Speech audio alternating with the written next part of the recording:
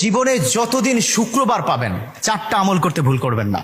আজকে শুক্রবার না, আমি জানি না 4টা আমল করেছেন কিনা বা করছেন কিনা, আপনারা মিলিয়ে নেবেন। যদি 4টা আমল আজকে না করে থাকেন, আজকে থেকে জীবনে যতদিন শুক্রবার পাবেন 4টি আমল করতে ভুল করবেন না। পারবো তো ইনশাআল্লাহ?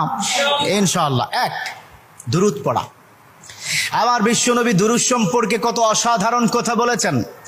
একজন সাহাবা এসে বললেন, ইলা রাসূলুল্লাহ সাল্লাল্লাহু আলাইহি ওয়াসাল্লাম, ও নবী, আমি যদি আপনার প্রতি দিনের 1/3 ধরে দুরূদ শরীফ পড়ি আমি কি নিয়ামত পাবো?